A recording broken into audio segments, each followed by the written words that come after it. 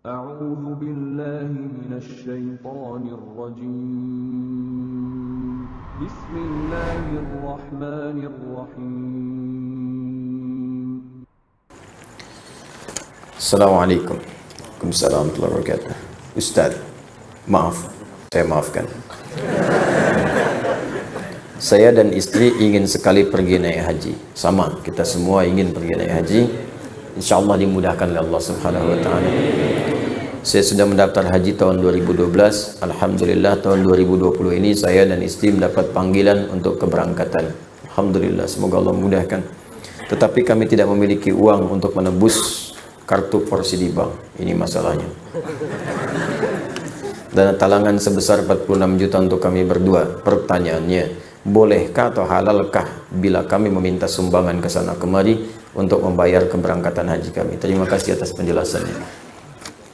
Quran surah ketiga Al-Imran ayat 96 sampai 97. Inna awwala baitin wudi'a lin-nasi alladhi bi Bakkah mubarakan wa hudan lil 'alamin fihi ayatun bayyinatun maqamu Ibrahim faman dakhalahu kana amina walillahi 'alan nasi hajjul baiti man istata'a ilaihi sabila. Allah sudah menyampaikan walillahi 'alan nasi hajjul baiti. Semua manusia itu punya satu hal yang diwajibkan oleh Allah untuk bisa menunaikan ibadah haji. Siapa mereka? Man istata'a ilaihi sabila. Siapa yang sudah berusaha menyiapkan kemampuan supaya bisa berangkat. Istita'ah asalnya bukan mampu. Ingat. Mampu qadirun. Istita'ah dari kata ta'at asalnya. Ditambah ista di depannya. Ta'at bagian kedekatan dengan Allah. Amal saleh. Istata'a berusaha untuk taat, asalnya begitu. Ada usaha. Jadi istita'ah itu usaha untuk mampu demi menaati Allah. Terjemahannya tepatnya begitu. Usaha untuk mampu demi menaati Allah. Jadi sebetulnya setiap kita itu diminta oleh Allah berusaha supaya mampu haji. Jangan mengukur, saya nggak punya nih, saya nggak ada nih. Bukan, usaha sampai kita punya kemampuan berangkat. Itu maksudnya. Dan usaha itu, saya beri mukadimah dulu ya. Usaha itu ada dua. Saya ulang ya, usaha itu ada dua. Usaha dengan mengumpulkan harta. Saya sarankan sih kalau mau nabung, nabung pakai emas. Itu lebih mudah. Ini saya sarankan. Karena ayat-ayat di Quran ketika bicara harta itu kebanyakan bicara tentang emas dan perak. Ya, misal Quran surah ketiga, ayat ke-14. Paling kanan agak ke bawah. Zuyyina lin-nasi hubbus syahawati minan nisa'i wal banin wal qanatiril muqantarati minan dzahab wal fiddah. Ya, qanatir muqantarah itu ada harta yang punya nilai intrinsik, berharga, yang kalau dikumpulkan punya nilai. Jadi ada harta yang punya nilai intrinsik, ada yang ekstrinsik. Intrinsik itu di dalamnya memang ada nilainya. Ya sudah ada nilai, jadi nggak berpengaruh oleh apapun. Emas itu kalaupun pecah masih bisa dijual. Ya, tapi uang kalau sobek ya kertas kok. Nilainya berubah-ubah. Makanya sekarang selalu mengalami devaluasi. Menurut saya bukan mengalami penurunan, tuh memang nilainya diturunkan dengan kepentingan tertentu. Dulu itu masih menggunakan emas. Ya, masih menggunakan emas. Isyarat Quran, hadis masih dipakai. Bahkan di Amerika pun masih pakai. Pada tahun 1930-an, 1934 dari 1932 itu diuji coba. Dia ada sekumpulan orang berkumpul memikirkan sifat monopoli. Bagaimana memonopoli dunia dari sistem keuangan. Maka diwujudkanlah uang kertas itu. Diuji coba asalnya di negara barat sana. Lokal sifatnya. Lokal. Apa yang diuji coba? Ditarik emas-emas dari penduduk lokal, dibuatlah uang kertas. Yang tidak mematuhi diberikan hukuman. Maka dari situ diberikan uang kertas, tapi uang kertas itu masih punya nilai setara dengan emas. Diberikan per onsnya emas itu setara dengan $20 pada masa itu. Terus orang nukar tuh. Yang sadar bahwa kertas ini nggak punya nilai intrinsik, maka dia menyimpan kemudian emasnya di tempat lain supaya tidak kena hukuman. Ini kisah nyata ini, nanti ada perjanjiannya. Nah, teman-teman sekalian, apa yang terjadi? Ketika uang itu sudah menyebar dan emasnya cukup terkumpul, maka diturunkan, didevaluasi nilainya. Yang tadinya per onsnya $20, ya diturunkan nilainya. Seakan-akan harga emas itu jadi naik, padahal emas itu segitu-gitu aja. Ya, uangnya turun lagi. Jadi berapa? $35. Ya, nilainya terus bertambah. Jadi seakan-akan jadi mahal gitu. Ya, padahal uangnya diturunkan, nilai uangnya yang turun, bukan barang yang naik. Apa yang terjadi ketika mereka melihat kemudian jadi nilai itu berkurang, si emas itu kemudian punya nilai lagi, disetarakan lagi, akhirnya mereka borong lagi. Melihat uji cobanya berhasil, maka dipaksakanlah ke seluruh dunia. Maka dipaksa uang-uang mata uang yang kita gunakan untuk turun nilainya. Mata uang mereka naik. Makanya satu kita balas dengan 13.000. Mereka cuma mengeluarkan satu, kita keluarkan 13.000. Dikuraslah kemudian harta benda kita keluar. Itu paling gampang. Makanya nggak ada nilainya. Tempat lain ada yang 20.000. Satu, mereka ngasih satu, kita ngasih 20. Dan yang paling gampang itu kan kertas. Kertas kalau disobek, dihilangkan nilainya, nggak ada nilai. Sudah pulaunya keluar, sudah hartanya keluar, sudah emasnya diambil, ditukar dengan kertas. Mana ada kita nukar emas dengan kertas? Kertas gak ada nilainya, disobek udah hilang. Bagaimana sekarang kalau mereka hilangkan? Kami sudah tidak menggunakan sistem uang lagi. Sementara harta benda kita sudah pindah. Apa yang mau kita sesali kemudian hari? Nah makanya ini bahasa, ini ilmiah ya, ilmiah. Kalau mau diskusi silahkan. Ini ilmiah, jadi kita diskusi. Makanya dulu Bung Karno ketika membuat uang itu konsultasi pada ulama. Dan ulama mengusulkan tetap berikan nilai intrinsik di uang kertas itu setara dengan emas sekian ons misalnya. Ya sekian gram, supaya ada nilainya. Kalau enggak itu jadi kertas. Itu sempat dipakai. Coba belajar sejarah yang baik. Cek lagi ke belakang. Dulu nilai uang kita itu ada setara dengan emasnya. Belakangan kemudian dihapuskan, jadi kertas saja di situ. Makanya nilainya semakin melemah. Sebetulnya bukan uangnya yang lemah, bukan bendanya yang naik, uangnya yang dilemahkan. Kalau bendanya segitu-gitu aja, tempe kan gak berubah segitu-gitu juga. Cuma nilai uangnya melemah, seakan-akan tempenya naik, padahal keratnya segitu aja. Akhirnya tempe pun disesuaikan dengan uang. Ya kan, 2.000 tebel, 1.000 tipis gitu kan.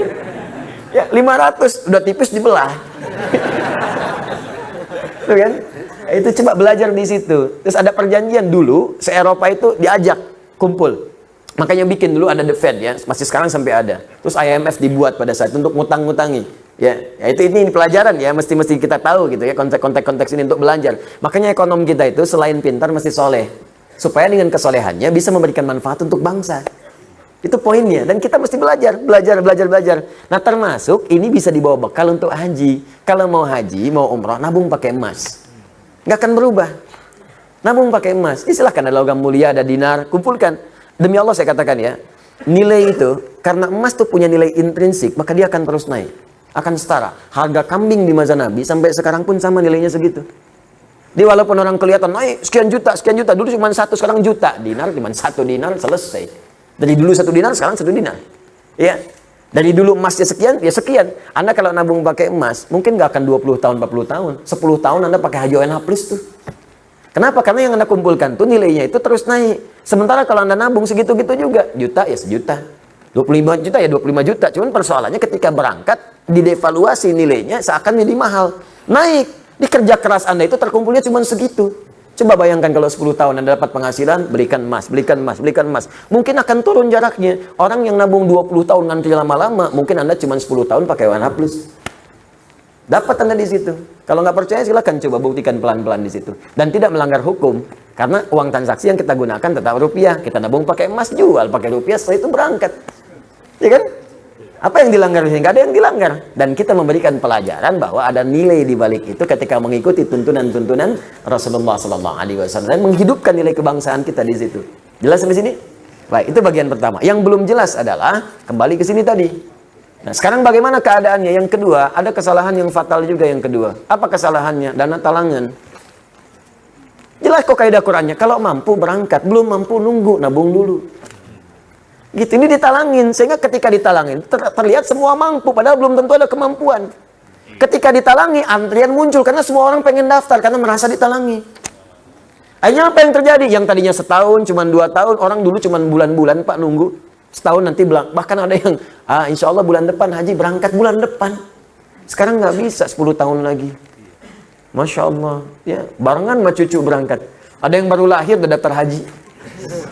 Baru lahir. Ada yang di kandungan udah daftarin haji. Kandungan.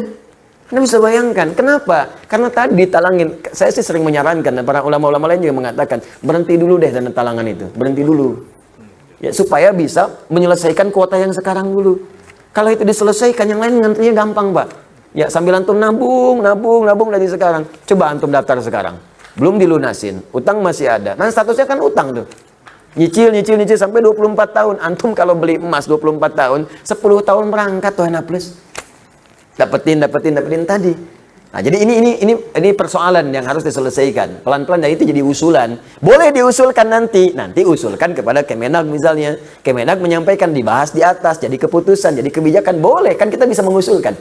Ya, yang tidak boleh itu ribut-ribut, yang tidak boleh makar itu nggak boleh.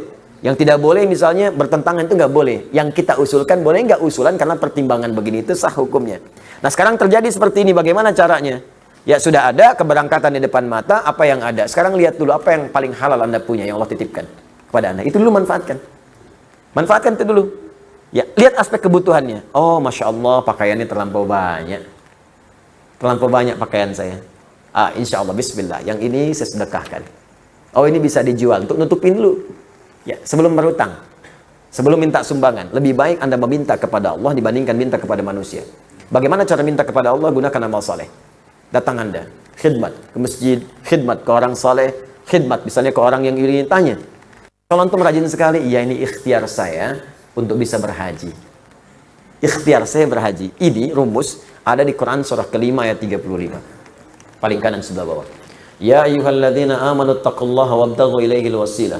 Hai orang-orang beriman, tingkatkan takwamu kepada Allah. Dengan takwa itu cari wasilah untuk mewujudkan harapan dan doa-doamu. Jadi Allah meminta tingkatkan lewat takwa. Meminta sumbangan tidak dilarang. Cuman itu barangkali kurang mendekati nilai takwa. Kalau bisa, berikhtiar dengan takwa. Bekerja dulu, khidmat ke masjid, datangi seperti yang tadi saya sampaikan. Ketika ditanya, akhi, rajin sekali antum di sini. Bukan rajin, saya sedang berikhtiar. Mudah-mudahan Allah ridho dan memanggil saya ke tanah suci. Memang belum dipanggil. Sudah dari 2012, tinggal sekian lagi. Mungkin Allah lembutkan hati orang itu. Kalau dia nggak sendiri ngasih dengan izin Allah, dia berikan relasi kepada yang lain.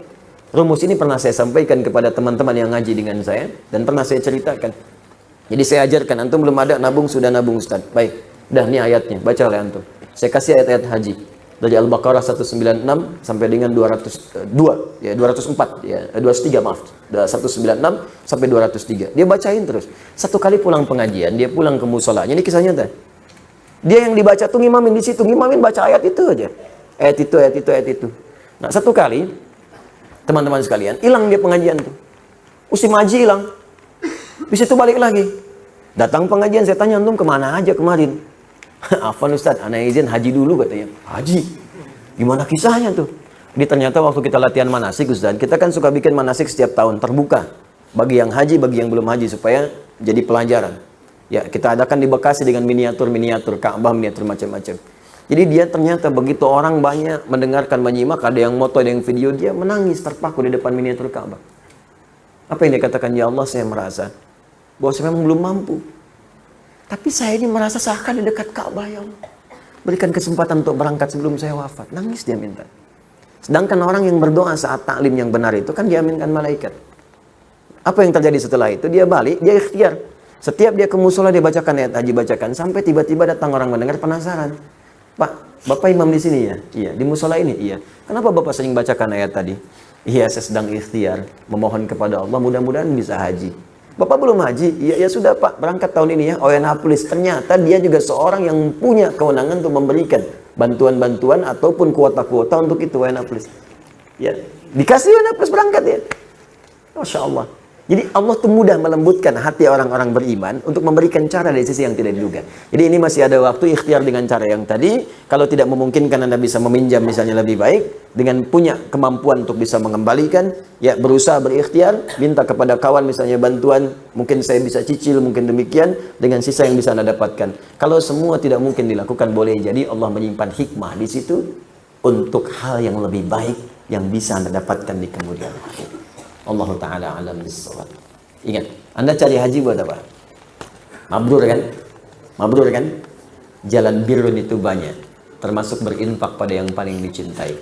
Itulah yang dimaksud Quran surah ketiga ayat 92. Lan tanalul birra hatta tunfiqu mimma tuhibbun. Ada orang yang sudah mau haji, punya berangkat, punya bekal yang siap, dia keluar dari rumah. Tiba-tiba dia mendengar, maaf, berita tetangganya datang minta bantuan sakit, biayanya persis sama seperti yang dia butuhkan, persis sama seperti yang dia kumpulkan untuk haji itu.